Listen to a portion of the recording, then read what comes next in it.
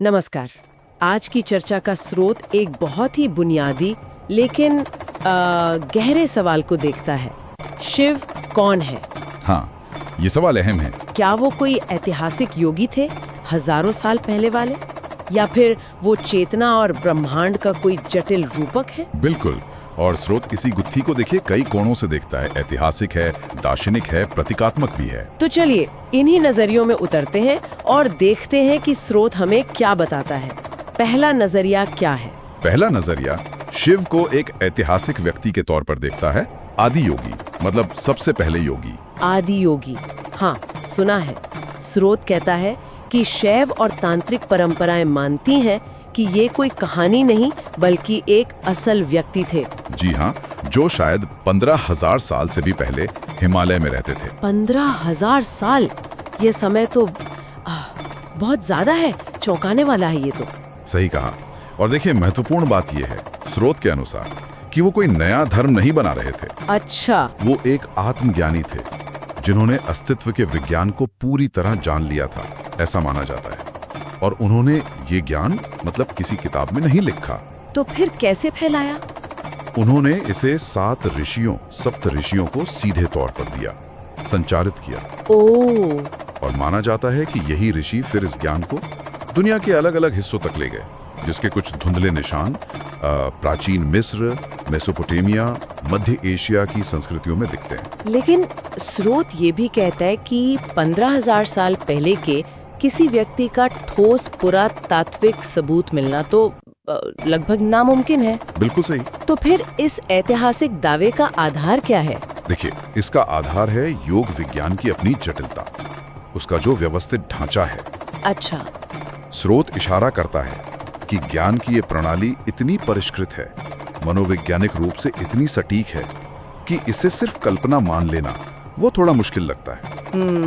साथ ही कैलाश पर्वत जैसे स्थान हैं जो आज भी आदि योगी से जुड़े माने जाते हैं। और योगिक परंपरा में आंतरिक अनुभव को, जीवंत परंपरा को भौतिक साक्ष्य से ज्यादा महत्व दिया जाता है। हाँ, ये बात तो है। ये कई लोगों के लिए एक जीवंत अनुभव है, आस्था से बढ़कर। बिल्कुल। तो ये हुई एक तस्वीर हाड़ मास के योगी की। अब आते हैं दूसरे छोर पर, जो स्रोत बताता है शिव एक ब्रह्मांडीय रूपक। ये तो बिल्कुल अलग बात हो गई, है ना? हाँ, ये दार्शनिक दृष्टिकोण है, खासकर वेदांत और तत्व मीमांसा में, जहाँ वास्तविकता की प्रकृति को गहराई से समझने की कोशिश होती है। तो इस नजरिए से शिव कौन है? कोई व्यक्ति नहीं? नहीं, इस नजरिए से शिव व्यक्ति नहीं बल्कि परम चेतना है, निराकार कालातीत ब्रह्म। स्रोत एक बहुत दिलचस्प बात कहता है कि शिव शब्द का शाब्दिक अर्थ ही है वो जो नहीं है। वो जो नहीं है, ये सुनने में थोड़ा अजीब है। क्या मतलब हुआ इसका? इसका मतलब है वो असीम शून्यता, वो निराकार शून्य जिससे सब कुछ बनता है और जिसमें सब कुछ वापस चला जाता है। ओह। तो इस दृष्टिकोण से शिव स्थिरता के प्रतीक हैं। वो भ्रम यानी माया के विनाशक हैं और निरंतर परिवर्तन के कारक थी। वो अस्तित्व का आधार हैं एक तरह से। तो फिर शिव से जुड़ी इतनी सारी कहानियां, उनका जहर पीना, वो तांडव नृत्य, तीसरी आंख, इन सब का क्या मतलब है फिर? स्रोत के अनुसार ये कहानियां असल में गहरे मनोवैज्ञानिक और आध्यात्मिक सत्यों को समझाने के लिए प्रतीक हैं, रूपक हैं। जैसे तीसरी आंख का खुलना, इसका मतलब है साधारण दृष्टि से परे जाकर सत्य को देखने की आंतरिक क्षमता का जागना। या वो तांडव नृत्य, वो असल में सृष्टि, पालन और संहार के कभी न रुकने वाले ब्रह्मांडी चक्र का प्रतीक है। और वो भस्म लगाना, वो नश्वरता और भौतिक जगत की क्षण भंगुरता के प्रति गहरी जागरूकता को दिखाता है। ये सब अब देखिए बाहरी घटनाओं से ज्यादा आंतरिक अवस्थाओं के प्रतीक हैं। समझ गए। तो हमारे सामने अब 2 तस्वीरें हैं, एक बहुत प्राचीन वास्तविक योगी और दूसरा ब्रह्मांड का मूल सिद्धांत, निराकार चेतना। क्या स्रोत इन दोनों एकदम अलग विचारों को कहीं जोड़ता भी है? हाँ, और यही तीसरा दृष्टिकोण आता है जिसे स्रोत एक तरह का संश्लेषण या मध्य मार्ग कहता है। अच्छा, कौन मानता है इसे? कई आधुनिक विचारक और संत, जैसे स्रोत में सद्गुरु, श्री अरबिंदो, स्वामी विवेकानंद का जिक्र है। ये मानते हैं कि ये दोनों दृष्टिकोण विरोधी नहीं है, बल्कि एक ही सिक्के के दो पहलू हो सकते हैं। मतलब ऐसा हो सकता है कि शिव वास्तव में एक ऐतिहासिक योगी थे, हाँ, लेकिन उनका ज्ञान और उनकी उपस्थिति इतनी असाधारण थी कि वो समय के साथ व्यक्ति से ऊपर उठ गए, एक सार्वभौमिक सिद्धांत के प्रतीक बन गए। बिल्कुल, स्रोत यही संभावना जताता है।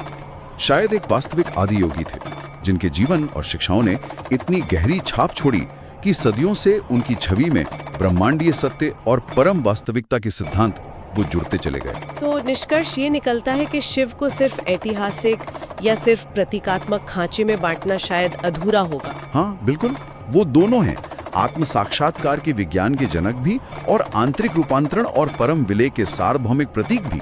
तो संक्षेप में कहें तो स्रोत हमें शिव की एक बहुआयामी तस्वीर दिखाता है। वो ऐतिहासिक आदि योगी भी हैं, वो गहन ब्रह्मांडीय रूपक भी हैं, शून्यता, चेतना और इन दोनों का एक अद्भुत संगम भी।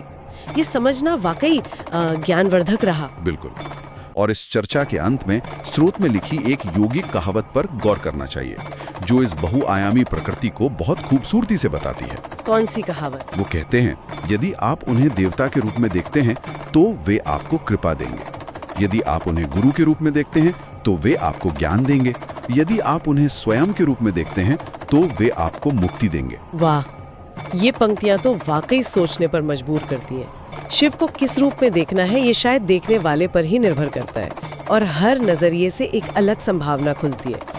ये अपनी समझ को और गहरा करने के लिए बहुत अच्छा विचार है।